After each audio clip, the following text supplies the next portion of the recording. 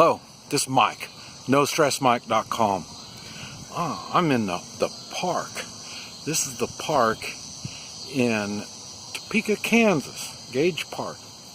And but anyway, so I'm out here in between doing my stuff, and I come out here and enjoy my cigar. But as I'm walking around here and enjoying the views, and the weather's perfect, but as I'm out here and I'm thinking,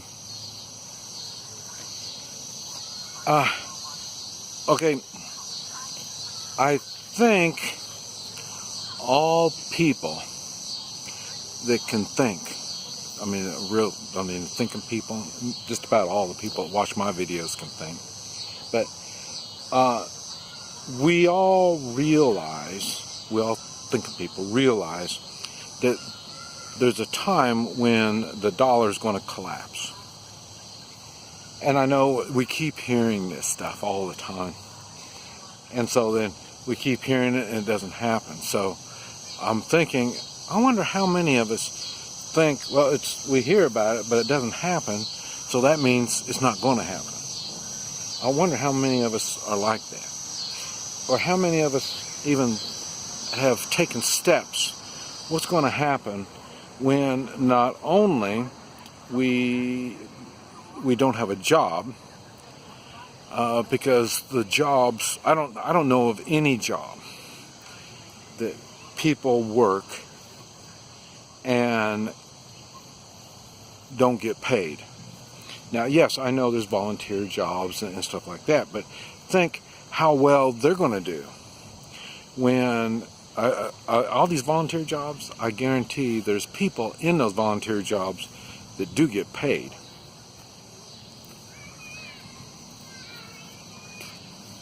And so in other words, you're going to answer to somebody, and that somebody's probably going to get a paycheck.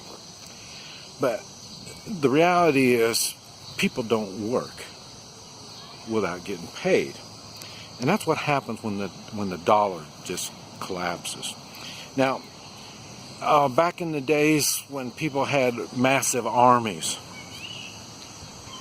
and like I say, they didn't wait for their pay to come. I mean, their dollars. They didn't do like that.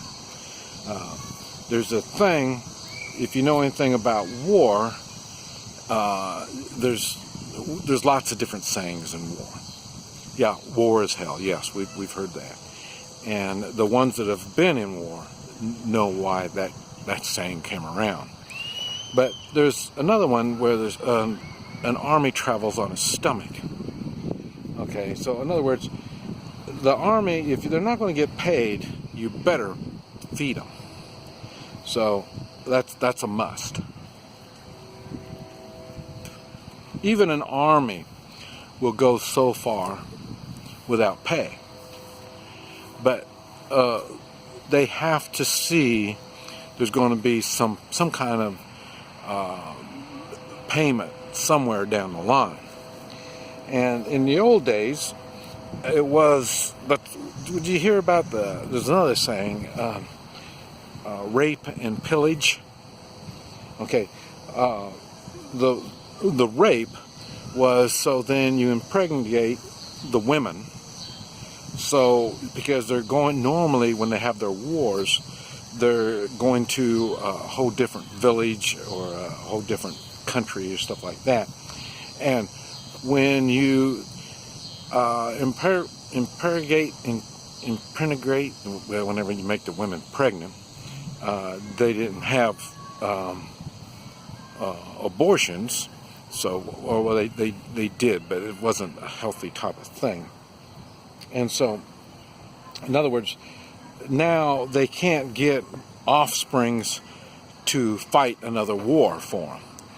In other words, because their fathers will be the ones that they're going to have to be fighting. So in other words, they take the culture out once they mix and that's where the rape thing comes from.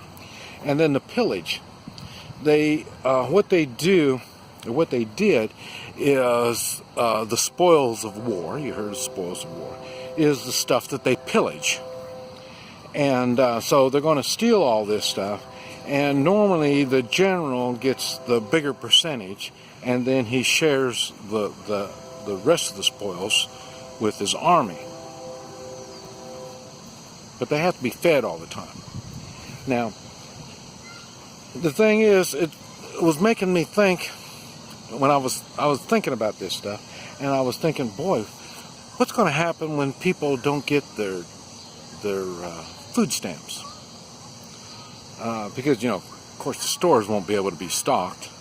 So, so even if they were stocked, you wouldn't have the food stamps to take care of. So these people won't have the food stamps. You're going to have people that their investments are gone.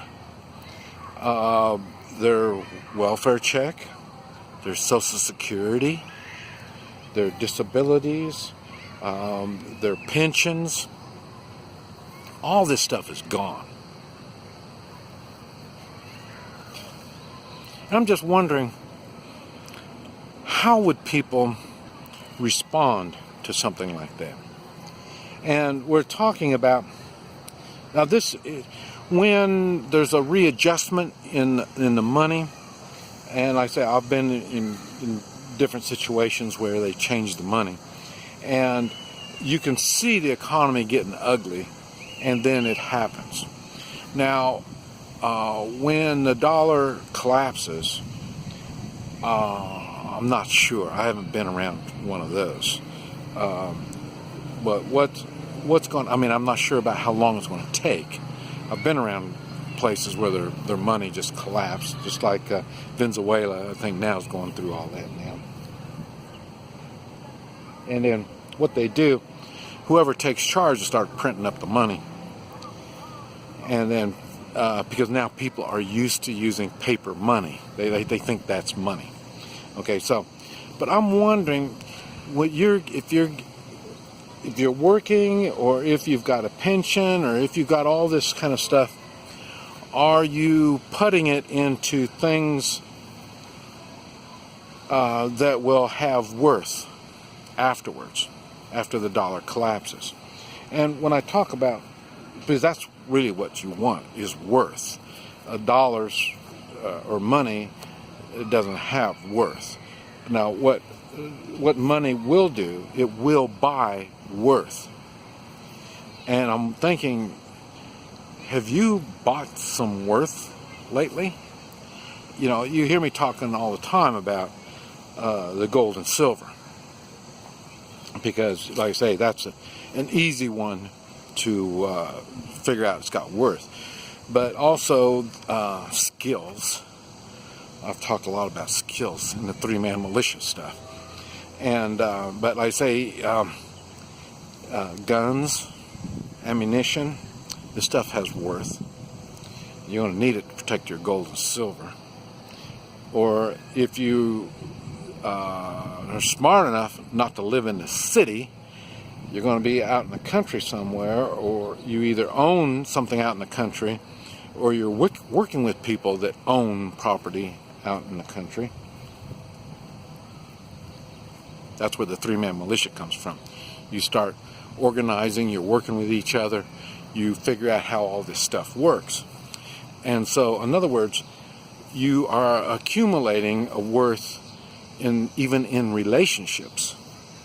And so you have a place to be, that you have the food, you have water, you have guns, ammunition, you have gold and silver.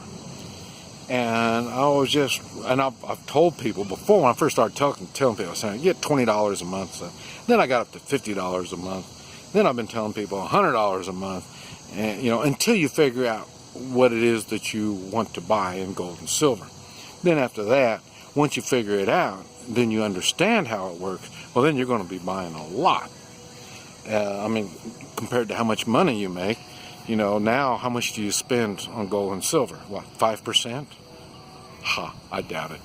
But like I say, once you understand how it works, and you understand the value and the necessity of accumulating worth, then 10%, 20% of your money will be spent in gold and silver. And that'll be, like I say, 10%, 20%. And then you're also going to be buying guns and ammunition. The good things about the guns and ammunition, or guns anyway, you can get, after you get enough guns, well, you got enough guns, and then how much ammunition, I don't know, it's personal choice, so you're going to be getting that.